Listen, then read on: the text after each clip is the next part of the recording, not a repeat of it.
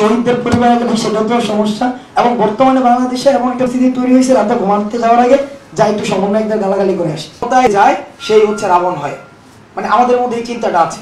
এইটা কিন্তু আমরা যখন প্রশ্নটা করছি, প্রশ্নটা করার সময় কিন্তু আমরা বারবার বলছি যে অতীতের অভিজ্ঞতা, যারা ক্ষমতায় গিয়েছে তারাই ডিরেল হয়ে এখন যারা সমন্বয়ক ক্ষমতায় আছে, যদিও সেটা আমরা নাই, এটা ধরে নেওয়া হয়।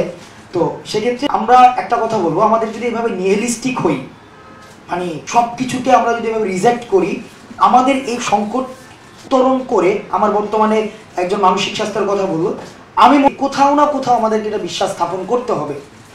আমি যদি সব ফর্মের ক্ষমতাকে এভাবে ডিজোন করা শুরু করি, আলটিমেটলি চেঞ্জ কাদের মধ্য দিয়ে আসবে? আমার তো কোনো একটা ক্ষমতাকে আমার নির্ভর করতে হবে, সামহায়ার তো আমাকে নোংর ফেলতেই হবে। তো এখন আমি যদি, যেমন বর্তমানে আমরা যেটা ফেস করছি, সবাই আমাদেরকে ডাউট করছে। সবাই কেন ডাউট করছে? ডাউট করার বিভিন্ন কারণ রয়েছে। কারণ আমরা যে একটা ফর্মে রয়েছি, যে একটা ফরম্যাটে রয়েছি, এই ফর্মে বা এই ফরম্যাটে অতীতে যারা ছিল তারা এই সুযোগটাকে ব্যবহার করে তারা বিভিন্নভাবে এটাকে ক্যাশ করার চেষ্টা করেছে বা ক্যাশ করেছে। এখন মানুষের একটা অনাস্থা তৈরি হয়েছে, তারা কেন আমাকে বিশ্বাস করবে, আমাদেরকে কেন বিশ্বাস করবে? আমাদের এত সুযোগ থাকার পরে আমরা যে সেটাকে ক্যাপিটালাইজ করছি না, এটার আস্থাটা তারা কিভাবে পাবে? কারণ তারা বিভিন্ন সময় আস্থা মানুষের মধ্যে দিয়েছে, কিন্তু তারা সব সময় আহত হয়েছে। 47-এ হয়েছে, 71-এ হয়েছে, 90 পরবর্তীতে হয়েছে, এখন 24 পরবর্তীতে আস্থা মানুষ আমাদের মধ্যে ইনভেস্ট করতে ভয় পাচ্ছে। এটা মানুষের, আমি বলবো, বা জনগণের কোনো ভুল না, সেটা হচ্ছে তাদের অভিজ্ঞতার কারণ। তবে আমি আশাবাদী, কারণ মানুষ এখন যেভাবে ক্ষমতাকে প্রশ্ন করছে এবং দ্বিমত প্রকাশ করছে, সেটা আমার কমেন্ট সেকশন দেখলেই বোঝা যায়, এবং সেটা আমার টি শার্ট পরিবর্তনের মধ্যে দিয়ে বোঝা যায়। এবং মানুষ মনে করেছে আমার শুধু একটাই টি শার্ট আছে, এবং যেহেতু আমি সাইকেলিকা টি শার্ট পরছি বা টি শার্ট এক সপ্তাহ পর চেঞ্জ করি, মানে আমার স্বাভাবিক লাইফে মানুষ এখন এটার মানে অর্থের উৎস জানতে চায়, যেটা অর্থের উৎস কোথায়। তো এটা আমার ভালো লাগে। এখন এই যে প্রশ্ন করার এই যে চর্চাটা, এটা কিন্তু আমাদের, এটা অনেক ইতিবাচক, এবং এই প্রশ্ন করার চর্চাটা আমাদেরকে বর্তমানে অব্যাহত রাখতে হবে। যেমন করে আপনারা যারা ক্ষমতায় যায় তারা যে রাবণ হবে, এই ভয়টা আপনারা যেভাবে পাচ্ছেন। এখান থেকে দুইটা জিনিস শিক্ষা, প্যারালালি আমাদের দুইটা কাজ চালাইতে হবে। এক, ক্ষমতাকে প্রশ্ন করা অব্যাহত রাখতে হবে।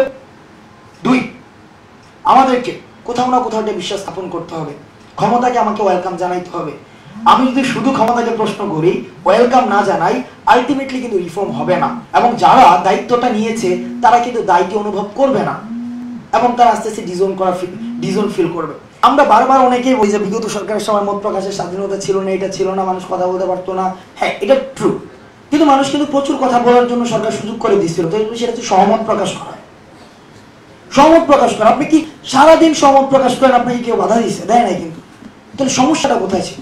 দ্বিমত প্রকাশ করতে দেয় নাই, দ্বিমত প্রকাশ প্রবলেমেটিক ছিল। তাহলে আমাদের দ্বিমত প্রকাশ হচ্ছে অব্যাহত রাখতে হবে। আপনি যদি এটা ধরেই নেন সরকার যেহেতু ক্ষমতায় গেছে সুতরাং এই সরকার খারাপ, তাইলে কিন্তু আমাদের জন্য কাজ করা প্রবলেমেটিক হয়ে যাবে। এবং আপনি বলছিলেন না একটু আগে, ওই পাশ থেকে প্রশ্ন আসছিল যে সমন্বয়কদের ভাবমূর্তি খারাপ হচ্ছে। এখন প্রশ্ন হচ্ছে খারাপ হচ্ছে নাকি খারাপ করছে বা খারাপ করানো হচ্ছে?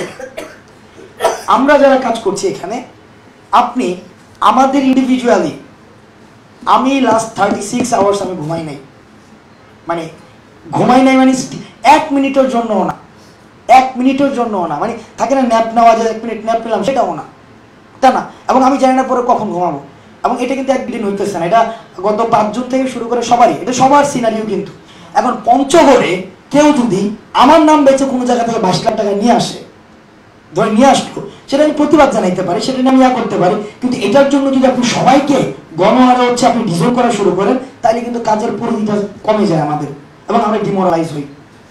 সিরিয়াসলি আমরা ডিমোরালাইজ হই। আমরা যদি ত্রাণ তুলি, সেটা তো সমস্যা, শহীদদের পরিবারের কাছে সেটা তো সমস্যা। এবং বর্তমানে বাংলাদেশে এমন একটা পরিস্থিতি তৈরি হয়েছে, রাতে ঘুমাতে যাওয়ার আগে যা একটু সমন্বয়কদের গালাগালি করে আসে, কমেন্টে যা একটু সমন্বয়কদের গালাগালি করে আসে, কারণ এটা হচ্ছে সবচেয়ে সেফ জোন। আর 24 যদি এই 90-এর পুনরাবৃত্তি হয়, 71-এর পুনরাবৃত্তি হয়, 52-এর পুনরাবৃত্তি হয়, তাহলে কিন্তু আর মনে হয় না যে আর কখনোই যে আমাদের একটা শক্তির বা সামর্থ্যের জায়গা তৈরি হয়েছে সেটাকে আর কখনোই আর পুনর্মঞ্চায়ন সম্ভব। অনেক কিছুর পুনর্মঞ্চায়ন সম্ভব, কিন্তু 2400 পুনর্মঞ্চায়ন সম্ভব কিনা আমি জানি না। সবার সহায়তা প্রয়োজন, কাউকে আলাদা করে দিয়ে আমার মনে হয় না যে আলটিমেটলি সম্ভব।